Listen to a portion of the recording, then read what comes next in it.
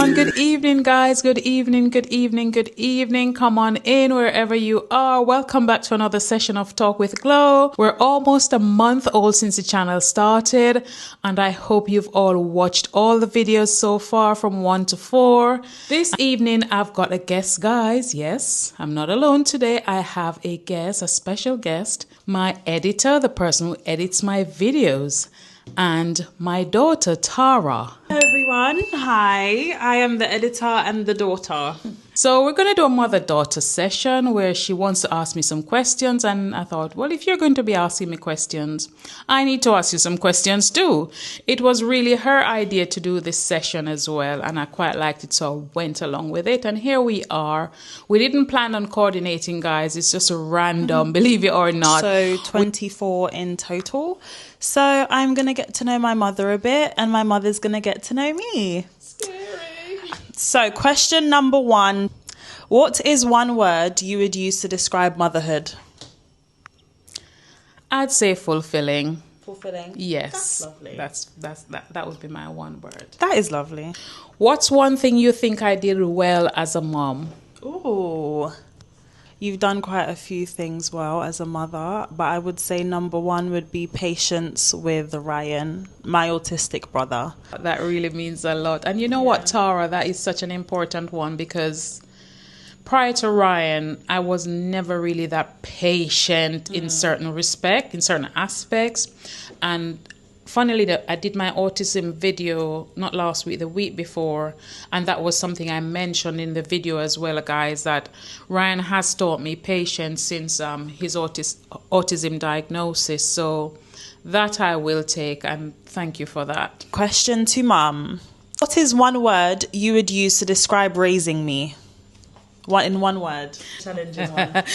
I'm going to say a word that a lot of people don't know. It's proper Jamaican, rambunctious. What does that mean? Guys, she was a bag of energy. She was ahead of her time. I'm talking about. I don't know what that means. Anyhow, if I was put it in an English word to describe you, it was a pleasure raising you. I would say pleasure. You were witty, you were smart, you were intelligent, you were ahead of your time for your age. You were... Even when you were like 4, 5, 6, you were just so mature for your age. And you just knew everything. You were just, in Jamaica, was a one rambunctious little woman. but no, that would be it for me. Word rambunctious, but I'll add that to my vocabulary. Right. So my second question to you, Tara, is what's something you wish I understood better? Something you wish I understood better? I would say at the time, I feel like you've gathered better understanding of it now, but at the time around my teenage years, I think what you could have understood better was that we were raised differently. I was born in a different time from you. Generationally, the expectations were different. Times have changed, and I feel like at some points in my teenage years, mother would try to mold me like I was born in the 1970s and I wasn't.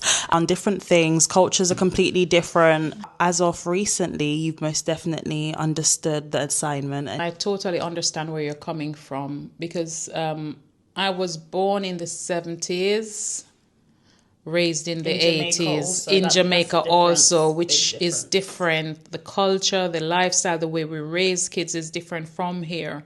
So I was raising you based on what I know and how I was raised. I was raising you with that in mind. Bear in mind, you were my first child and my only girl child. So that number 3. What's a moment with me that you'll never forget? A moment with me that you'll never forget. I actually have a similar question. A moment with you that I'll never forget. I would say is me and Mum used to have a favourite song back in the day, Fireflies by Owl City. Owl City, Fireflies. We'd always sing that song in the car, just singing our hearts out, lyric for lyric. That was our song. I remember this is when I was not teenager, before teenage years. Maybe like 8, 9, 10. I would say that's my favourite memory of us. Remember that. We used to love Fireflies. We always sing on the top of our voices. That was our song. We loved that song. So question number 3 to Mum. The day that I was born, what were your feelings, emotions, feelings? How did you feel the day I was born? January 15th, 2003. I remember that very well. Because I went into labor the night before, because late afternoon, maybe about 4:35, and I was in the bath and I started to going to pain. Yes. When you were born the next day, honestly, I was so elated because you were my first child, excited, anticipatory. And when you came out, I was just overjoyed and overwhelmed. And I remember when you came out initially, because you were cesarean, as you know, you didn't cry. And I started to panic. And I said to the doctor, my baby's not crying. Why is she not crying? My baby's not crying. What happened? Why wasn't I crying? You did eventually, but you took a little while to cry. So I started to panic and I said, I can't come this far and lose my baby. What's happening to my baby? Why is she not crying? And then he turned you upside down and started to hit your bottom, slap you. And then eventually you screamed out and started crying. I'm like, oh, thank God. I was very happy. I asked him to, put you on my chest so we could bond, and we did that. So and I was baby. Yes, I was very happy, very happy. All right, so back to my question. If you could describe me in 3 words, what would they be? Loving, compassionate, and hardworking. Those would be my 3 words. Yes, loving, compassionate, and hardworking. Question number 4. I'm actually very interested, guys, to hear this answer. Oh my God. What part of yourself do you see in me? I'm actually very intrigued to hear this. What parts of yourself do you see in me as I'm growing up? You are prayerful. You are prayerful, and I like that, I like that part of you. I see that side of me in you. You're very prayerful. You're very intuitive as well. And you've got the gut instinct, which is something that I have as well. That intuition about something. I see that in you as well, that you have the intuition and, the know-how. And you are organized. You're very organized. You know what you want and you just go for it. I'm happy with the answer. Very happy. What's something I do that secretly annoys you? Ooh, this is a good one, guys. Is there any habit that you think I need to drop? Oh, okay. I'll try not to give a list full. I'm joking. I'm joking. Go for it. Okay, my number one thing. The first one that came to my mind, I'm just going to run with. Yeah. You don't let people finish their sentences. And that annoys me. Like, guys, we'll be in a conversation. Her other half can also vouch for this one. We'll be in a conversation and I'll be saying something. I'll just start my sentence around midway and mum will just cut it out and just be like, but, yeah, and start talking about a whole new thing or start talking about her side of the story, guys. Won't even realize that she paused me. I just have to stand there and say, okay. Sometimes I'm just silent, let her finish. But then there's times where I'm like, no, that's not nice because you need to let me finish my sentence. That's one thing I would say that you should work on. It does annoy me. Okay, noted. And I'll reflect on that and make some amendments, some adjustments. What word would you use to describe yourself before you became a mum? Carefree. Carefree. Oh, yes. Why that word? There were no responsibilities. I was only responsible for myself, do what I wanted to do. I didn't have to think twice about things that I'm doing, where I'm going, the actions I'm taking, so I only had myself. I was only accountable to myself and God. Do you feel like you fulfilled the carefree life? I have lived it. I've done it. Yeah, I'm satisfied. I've been there, done it, worn the T-shirt. I've lived a full, carefree life, enjoyed it, and have no regrets. So I'm happy with where I am now. This is my question number 6 to you. If we swapped lives for a day, what would you do first? Care for my brother. I'd have to make sure he gets to school, pack lunch, swimming trunks in the bag on a Friday, snacks on deck, food shopping. I think I'd run to Sainsbury's first. Make sure he's ready for school. Everything's prepared, he's fed, he's clean. It would have to be caring for Ryan, number 1 priority. Yes. Yeah, it would be Ryan for you because I know how much you love your brother and it's good to know that you know the routine and what goes on, and that you have him at the top of your list. So what did you think I would say? I'm curious. I'm not sure. I'm Ryan really, came to my head first. really I love my little big bro. I'm impressed with that. Number 6. What moment made you realize that I'm not a child anymore? I think I can't even remember when it came, but it took a while to come. I know it did. Yeah. But what was there a particular or age then? Age roughly made you realize that Tara's not a little girl anymore. I think it was when you hit 21. 20, 2 years ago. Yeah. You took that long? Yeah. You were still my little girl. I thought she'd say like 19, 20. Yeah, about 2021. I'd say when you hit 2021. Yeah. A bit surprised by the answer, but I'll take it. What will you do with me when I get older, if I become weak and sick and I can't look after myself? Would you put me in a nursing home? Would you keep me at home and care for me, or get carers in for me? What would you do with me if it got to that point? I'm not really a fan of the nursing homes. Probably not put you in a home. I will, in Jesus' name, be having a house with enough space where there'll be spare bedrooms. So what I'd probably do is get a professional carer, someone that I trust to look after you. Thoughts on that? Would you rather a care home? I don't know. I would rather be with my family who love and care for me, but it's just something that we've never discussed as mother and daughter. I don't want to put any pressure or burden on you when you start having your own family. Question number 7. What dream did you let go of when life started happening too fast? I can't think of any dream that I have that I had to let go of. I wouldn't say a dream, because everything that I wanted has kind of come full circle to me, but it might have taken me longer to get there, because obviously when I had you, I had to make certain decisions around the jobs that I took and positions that I could open myself to. But eventually you grow up, things change, and I was able to organize myself, and I am where I am today. Okay, what piece of advice you think every young woman should hear?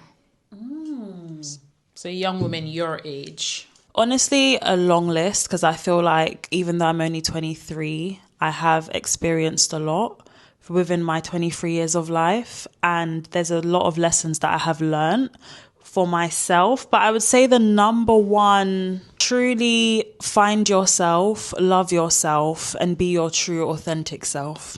Get to know yourself, find out who you are, and not just what you like, what you don't like, not just talking men, but just really know and get to know your inner core and get to know your values, your morals, learn that, study that, and live by that.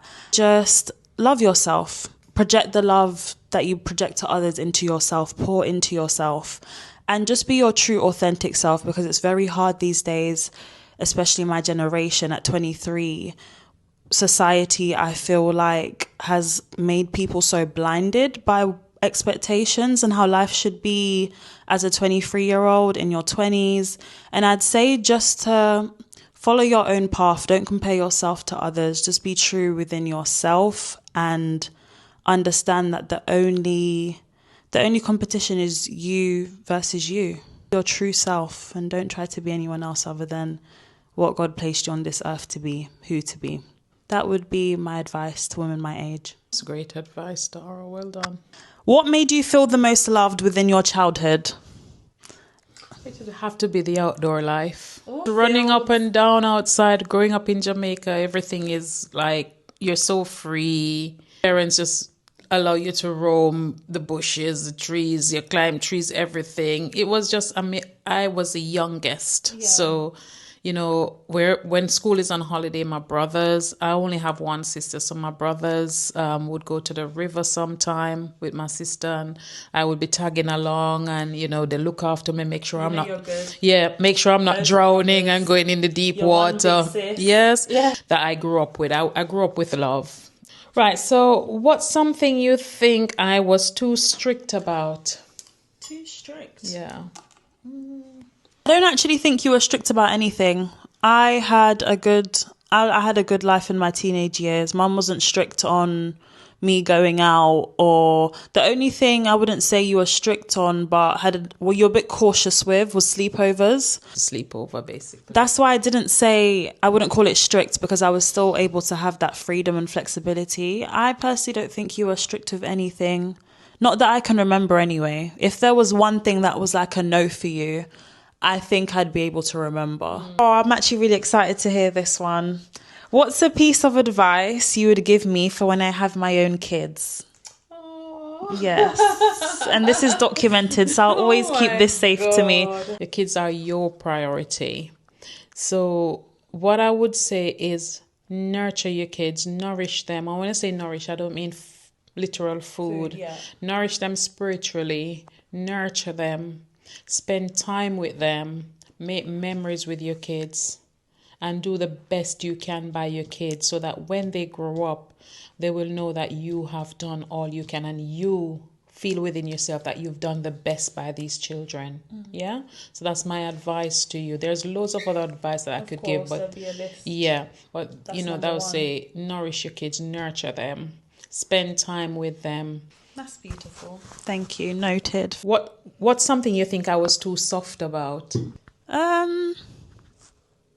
I don't think there's anything you were too soft about. Obviously, we had our disagreements as a teenager. You know, I was going through my phases and whatever, being rebellious, being cheeky, being a typical teenage girl. But I wouldn't say there was anything you were too soft about. No. Yeah. What's your favorite thing about our relationship?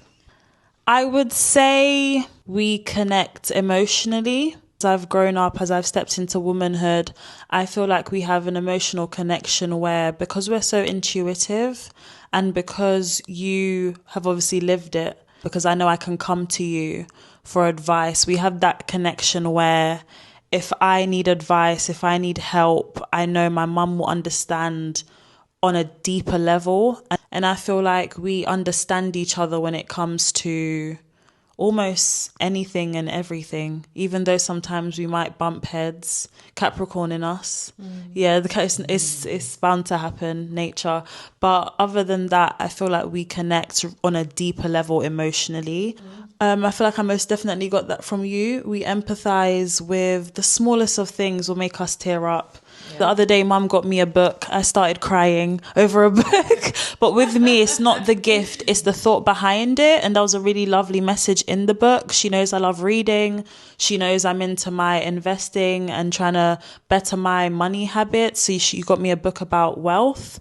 And to me, it's the little things, because it's like, you know, she notices that, you know, this is who my daughter's becoming and made the effort. So to me, I cried personally because... No, you're making me tear. Oh, no, see... Don't cry. This is what I mean, guys. We're literally empaths. And if you keep crying, I'm going to start crying. Yeah, but we connect emotionally on a deeper level. And I'm really grateful for that, because there are a lot of women my age. I have friends that don't have that relationship with their mother, and I'm very eternally grateful for that. And honestly, it's a gift, because you only have one mother. So if you can't have that deeper emotional connection with her, I just feel like it's heartbreaking. So I'm very grateful to say that I have that, and we've built that over the years. Yes. Yeah. Okay. Number 11. Now that I'm an adult, what's something you've had to unlearn or change in how you are with me as my mum? Had to learn to kind of give you a word, a voice in, because you mentioned earlier that sometimes I cut you off. Sometimes I'm not even aware of it that I do that. So it's just to kind of realize that you're now an adult and you have a voice, you have an opinion, and there are decisions that you will make that I'll just have to allow you to make, as long as they're not detrimental and they're not illegal. Yes, that, you know, I have to let you carve your own path with certain things, and I can guide you, but equally, you know, to just respect your decisions. My last question for you is question number 12. What's one thing you love about having me as your mom? Oh, okay. You just want to hear all the nice stuff today. The nice stuff. Oh, mom.